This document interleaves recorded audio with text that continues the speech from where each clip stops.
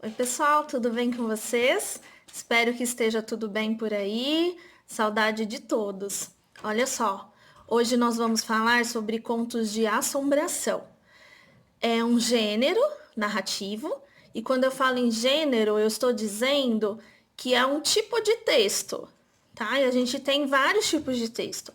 Nós temos gêneros de ficção, nós temos contos de fada, né?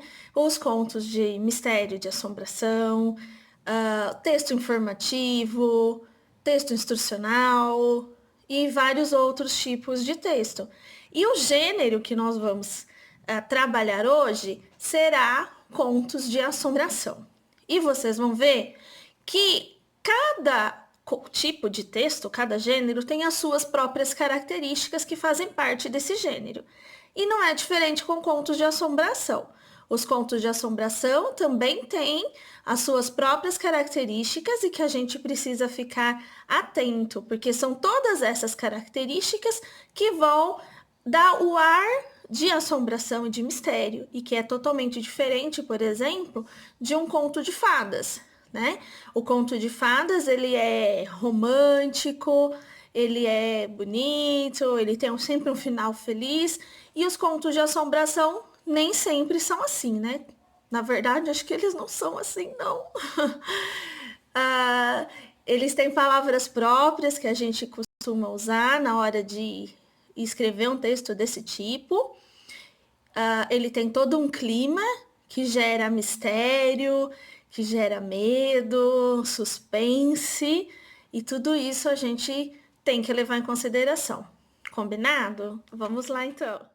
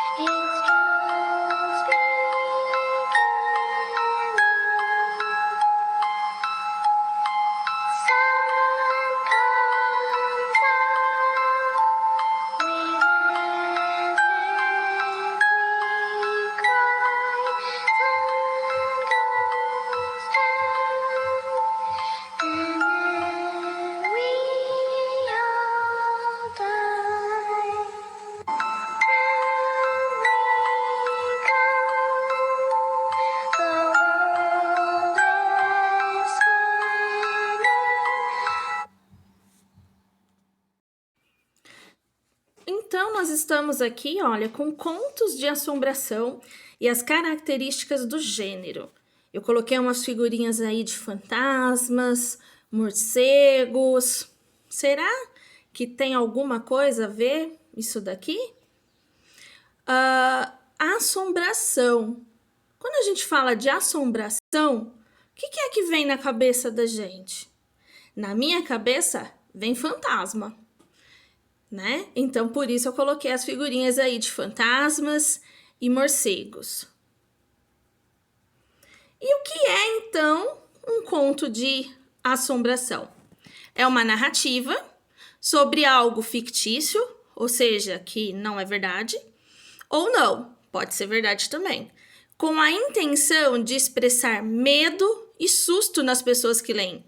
Vale destacar que os contos apresentam apenas um objetivo. Início é próximo do fim e além de ter apenas um enredo. Vamos entender melhor tudo isso. Ele tem o objetivo de expressar medo, de expressar susto. Então, para eu conseguir fazer isso, eu tenho que usar palavras e descrições de personagens e de ambientes que causem essa sensação de medo e de susto. Durante a história, os personagens eles têm apenas um objetivo a ser feito, né? Eles têm um conflito a ser resolvido, não vão aparecer várias coisas acontecendo ao mesmo tempo. E o início é próximo do fim.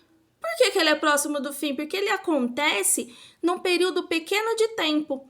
Então ele vai acontecer dias, né? Ou horas, ou momentos, né? Assim, um espaço de tempo curto. E ele tem apenas um enredo, uma única história. Não são várias histórias dentro da mesma história. É uma história que começa e termina naquele curto espaço de tempo e daquela única maneira, com aquele único objetivo, certo? As características, então. Geralmente ele é narrado na primeira pessoa. O que isso quer dizer? Que quando eu falo, eu também sou personagem. Né? Então, ele é narrado na primeira pessoa. A primeira pessoa é qual? Eu. Então, o personagem é quem narra a história. Ele possui um conflito ou mistério para ser resolvido. E a história acontece em um período curto de tempo. Dia, horas, ok?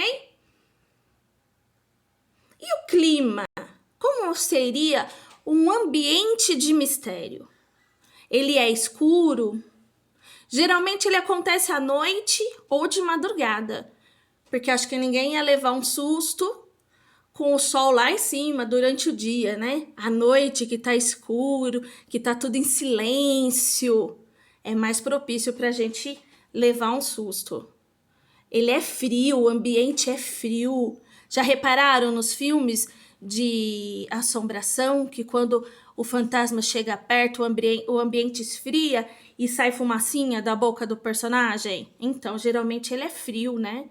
Ele pode acontecer em cemitérios e em casarões antigos e mal assombrados. Olha aqui, ó, coloquei aqui uma foto para vocês verem de um casarão antigo, mal assombrado. Não vai ser uma casa bonita, linda, cor-de-rosa, brilhante, né?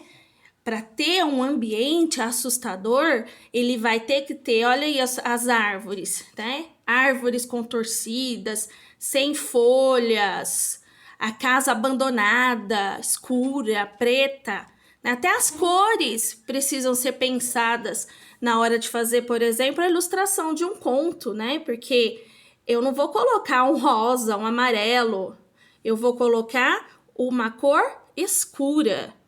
Eu vou colocar um preto, um cinza, vermelho. E os personagens? São geralmente figuras estranhas e problemáticas, né? Então, quando a gente tem um personagem que não é um fantasma, não é um espírito, ele é problemático. Ele pode ser uma pessoa alcoólatra, uma pessoa depressiva, uma pessoa que vê coisas onde não existe, né? Então, são indivíduos com problemas, né? Então, é diferente, por exemplo, das princesas, né, do conto de fadas, que são lindas e perfeitas. Nos contos de assombração, eles são estranhos e problemáticos. Olha aqui, ó, eu coloquei uma imagem para vocês verem os personagens, né? Esse é um desenho que se chama Thumb. E olha só como eles são, né? Eles não são fofos e bonitinhos, né? Eles têm dentes pontudos, olhos estranhos, cabeça meio diferente. Percebem como eles são diferentes dos contos de fada, por exemplo? E aí a gente usa palavras que ajudam a gente a promover o clima de mistério, né? Então a gente tem palavras, por exemplo, como assombradas, descarnada, almas, terrivelmente, morte, enterro, vai se falar sangue, né?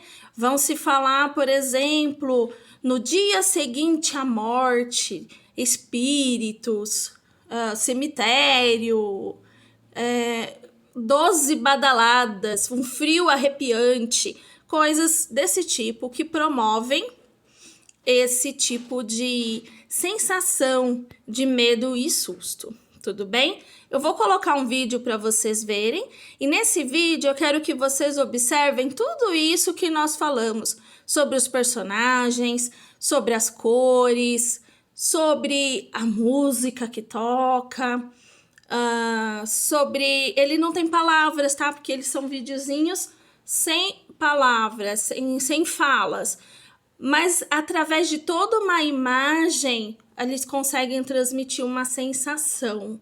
E aí eu quero que vocês prestem bastante atenção nessa sensação. Tudo bem?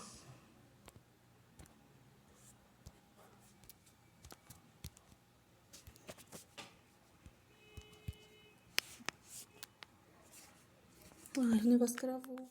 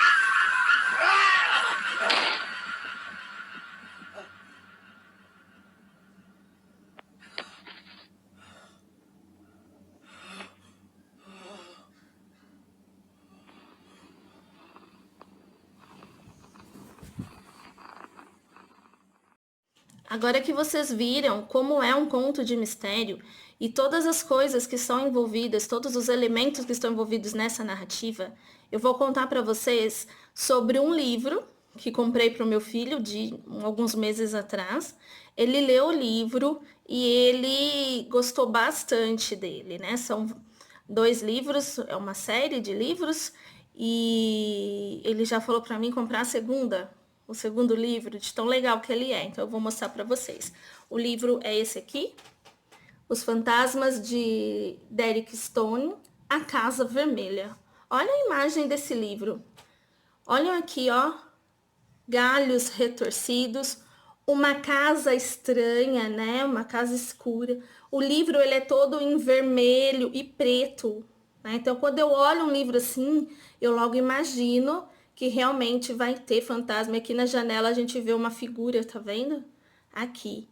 E aí, na primeira vez que a gente viu esse livro, que eu vi esse livro, a capa me chamou muita atenção dele, principalmente pelas cores e pelo conjunto que estava aqui, tá?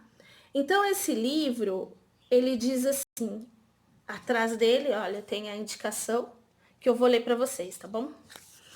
Você não vai acreditar, vai dizer que é loucura, que é impossível ou qualquer outra coisa, mas é a mais pura verdade, os mortos estão voltando. Seguindo sua jornada para fechar o portal que permite que os mortos retornem ao nosso mundo, Derek e Rony, o que sobrou dele, a gente já pensa, será que ele foi partido em pedaços?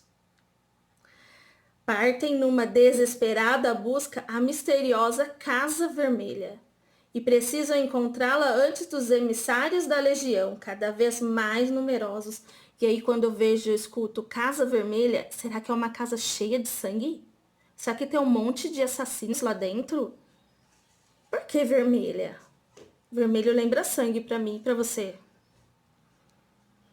No caminho, os irmãos, agora acompanhados por Abe Donner, e também sobreviveu a um acidente com o trem, começam a descobrir os terríveis segredos da amaldiçoada mansão.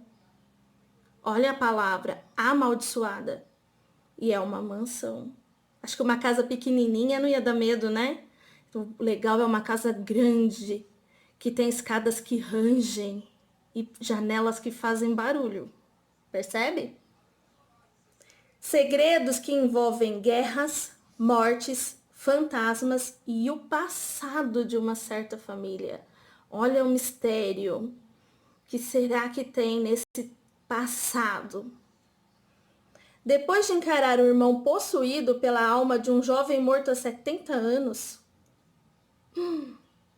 olha só, vozes dentro de sua cabeça e uma tropa de mortos pronta para acabar com ele. Derek imagina que nada mais pode surpreendê-lo, mas está enganado. Nada neste mundo conseguirá prepará-lo para o que espera na Casa Vermelha. O destino do mundo está nas mãos de Derek Stone. Ele não pediu isso, mas agora ele vai até o fim. Ficou curioso? Ficou com vontade de ler? Eu fiquei também.